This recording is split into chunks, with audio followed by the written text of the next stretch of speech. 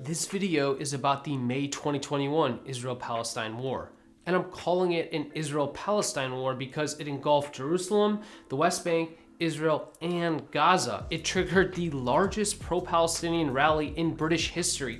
It triggered the largest protest against US foreign policy in DC in decades. Historians will mark the May 2021 war as an inflection point in the trajectory of the Israel-Palestine question, which we will get back to.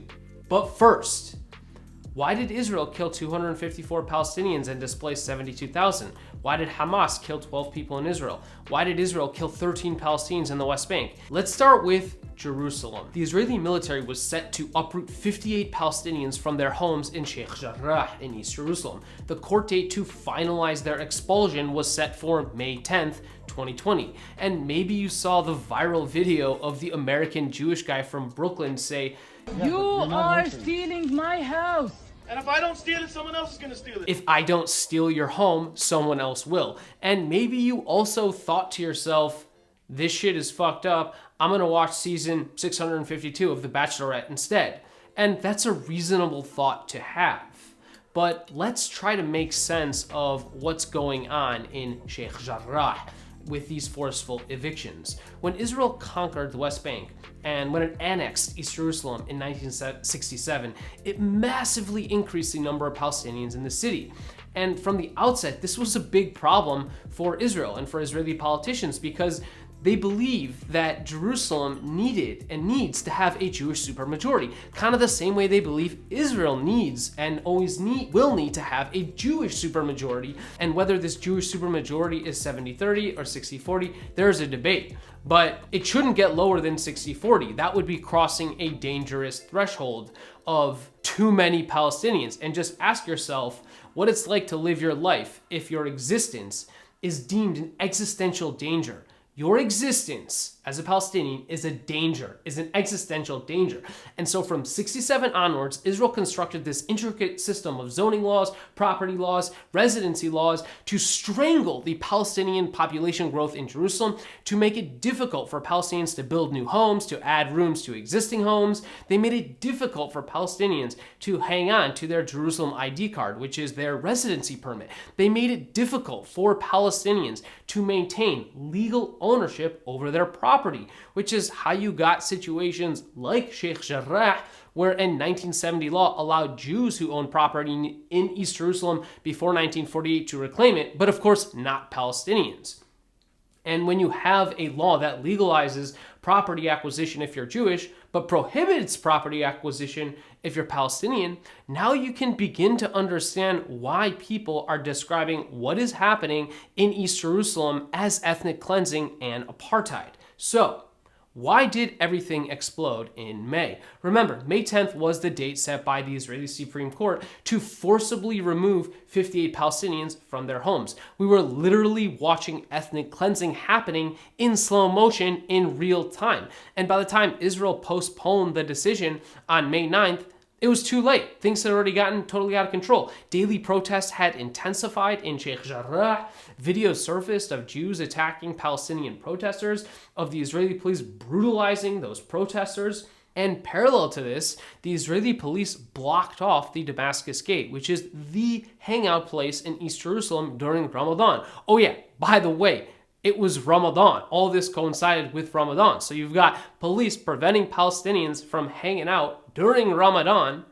And so they start protesting as well. And then you get videos that surface from those protests that show Israeli police using grotesque violence to disperse those protesters as well. And so here we have the most universal form of nonviolent resistance and of democratic expression on the Palestinian side, protests, and brutal violence on the Israeli police side. Israeli journalists at Haaretz blamed an inexperienced police commander in Jerusalem who made a bad decision about preventing Palestinians from hanging out at the Damascus Gate Plaza. But remember, it's the Israelis making the decisions, and it's primarily the Palestinians, like 16-year-old Jana Kiswani, who was shot with a sponge-tipped bullet in her back as she stood at the front door of her yard in Sheikh Jarrah. Remember, it's Ramadan. Everyone's coming to pray at the Al-Aqsa Mosque. Jews who go to synagogue on Rosh Hashanah and Yom Kippur can probably relate. So you've got On May 8th, buses filled with Palestinians in Israel headed to pray at the Al-Aqsa Mosque for Laylat al-Qadr, the holiest night during Ramadan. And they're blocked by the police. They're blocked going to pray. And so the Israeli police are preventing Muslims from praying on the holiest night of the year. Let that resonate. You've got Palestinians going to pray and they're being forced out of buses, having to walk miles to Jerusalem, chanting, "In spirit, in blood, we will take back Al-Aqsa." And I think I finally understand what was going through the minds of Israeli police. How can I concoct a situation more volatile than a Bitcoin position leveraged 100 to 1? So you've got Palestinians marching towards Jerusalem, hungry, thirsty, angry. You've got Israel about to forcibly evict Palestinians in Sheikh Jarrah from their homes for having committed the crime of being born Palestinian. Because remember, if they were born Jewish, they wouldn't be the target of removal.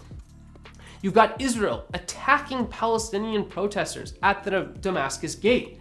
Then, in a he said, she said debate over who threw the first stone, Israeli police clash with Palestinians at the Al-Aqsa Mosque. Israeli police stormed the mosque, shooting rounds of stun grenades and tear gas inside the mosque at people worshiping. And when I saw those videos, I was just like, what, is this the opening scene of World War III? Meanwhile, you've got videos surfacing of Jews celebrating at the Western Wall, celebrating something on fire on the Al-Aqsa compound. And then, if that wasn't bad enough, it's Jerusalem Day, coincidentally, on May 9th and May 10th, which is the day that Israelis, not all Israelis, some Israelis celebrate the annexation of East Jerusalem, the very thing that led to the Sheikh Jarrah removals in the first place.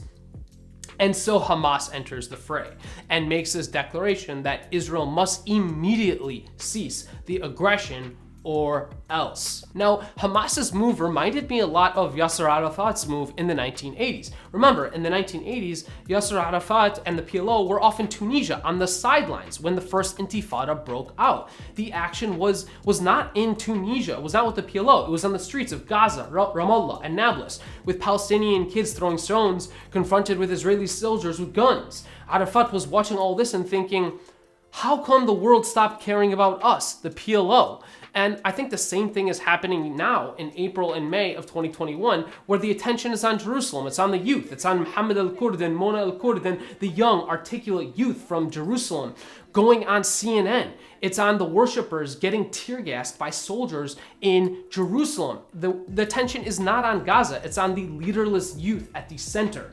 And the entrenched powers were on the sidelines. And so Hamas declared an ultimatum, and Israel, of course, ignored it. And so Hamas then fired rockets indiscriminately towards Israeli cities. And so even though 90% of these rockets are shot down in midair by the Iron Dome system, some get through and kill people, 12 people this time. And this drives Israelis bonkers and leads to the most vile and racist attitudes towards Palestinians. We saw thousands of Jews cheering at the sight of something burning on the Al-Aqsa Mosque.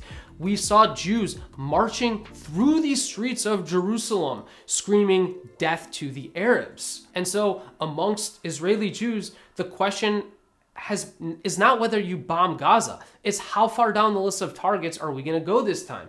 And so the reports that had come out of Gaza, and also, by the way, out of Israeli towns near Gaza, were that these bombings were the most extensive and intense bombings than at any previous point in the past 20 years. 2 weeks of nonstop horror.